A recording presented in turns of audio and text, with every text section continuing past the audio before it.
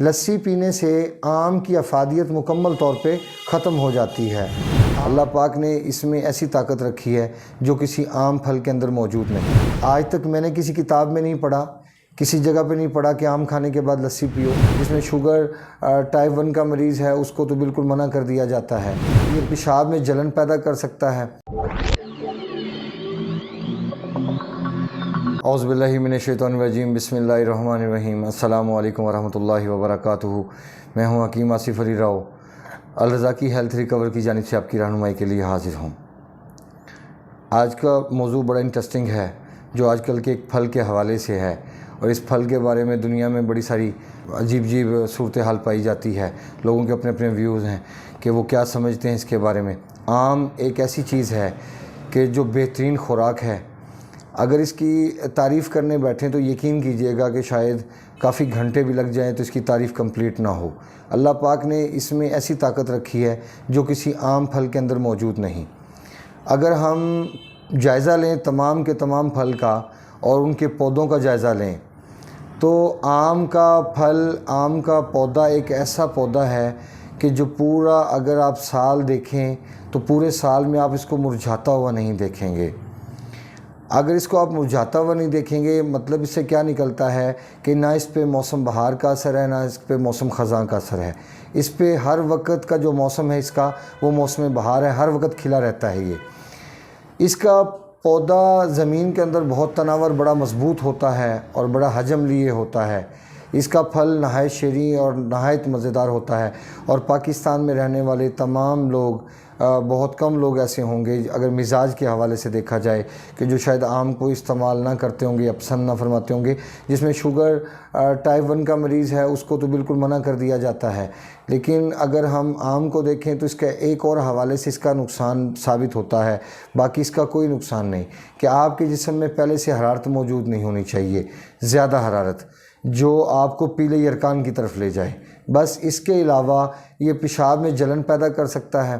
اس کے علاوہ اگر مزاج میں حرارت ہو تو یہ مادہ منویہ کو پتلا کر سکتا ہے، لیکن یاد رکھیں کہ ایسا بہت کم ہوتا ہے۔ پاکستان میں رہنے والے مور دین 95%، 97% لوگ اس کو استعمال کر سکتے ہیں آم کو، لیکن افسوس کے ساتھ کہنا پڑتا ہے کہ پاکستان کے اندر جتنے لوگ آم کا استعمال کرتے ہیں وہ ساتھ اس کے ساتھ لسی بنا کے ضرور پینا پسند فرماتے ہیں۔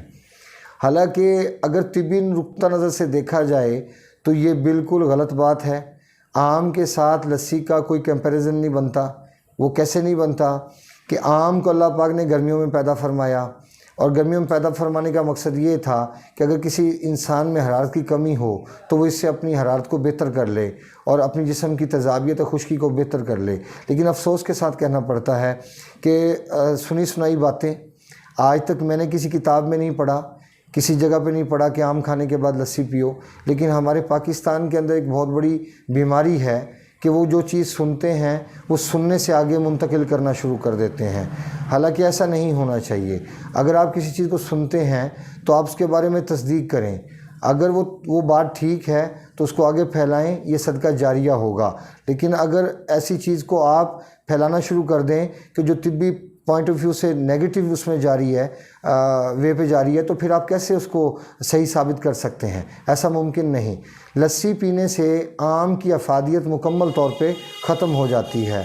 آم بہترین خون پیدا کرتا ہے، صالح رطوبات کو پیدا کرتا ہے، یعنی انسان کی وہ طاقت، وہ توانائی یا وہ صحت لوٹاتا ہے جو صحیح اچھے والی صحت ہوتی ہے، نہ کہ بیڈ فیٹ ہو۔ اس سے انسان کا وزن بڑھتا ہے، لیکن ایک جگہ پہ اس سے وزن کم بھی ہوتا ہے۔ وہ وزن کیسے کم ہوتا ہے؟ اگر کسی انسان کا وزن بیڈ فیٹ کی وجہ سے بڑھ گیا ہو، اس کے جسم میں خشکی زیادہ ہو، پہلے ہی قبض، کانسٹیپیشن کے مسائل رہتے ہوں، جیسے ہیپاٹائٹس بی میں بھی ایسا ہوتا ہے، سی میں بھی ایسا ہوتا ہے، بعض جگہ وزن کم ہو جاتا ہے، بعض جگہ وزن بڑھ جاتا ہے۔ اگر وزن بڑھ جاتا ہے اور کانسٹیپیشن کی کنڈیشن ہے تو آم کا استعمال آپ کے لیے انشاءاللہ نہایت فائدہ مند ثابت ہوگا، اور وہ آپ کے وزن کو کم کرنے کے ساتھ ساتھ آپ کی بیڈ فیٹ کو بھی ریموو کرنے کا سبب بنے گا۔ لیکن اس کے ساتھ اگر آپ لسی کا استعمال کرتے ہیں تو اس کی مثال میں آپ کو ایسے دینا چاہوں گا کہ آپ نے توا گرم کیا اور روٹی بنانے کے لیے، اور آپ نے جیسے ہی وہ گرم ہوا اس کے اوپر آپ نے پانی پھینک دیا، یا کوئی ٹھنڈی چیز پھینک دی، تو آپ مجھے بتائیں آپ کیسے روٹی تیار کر پائیں گے یا کیسے آپ سالن تیار کر پائیں گے کہ جب تک آپ کسی چیز کو گرم نہیں کرتے؟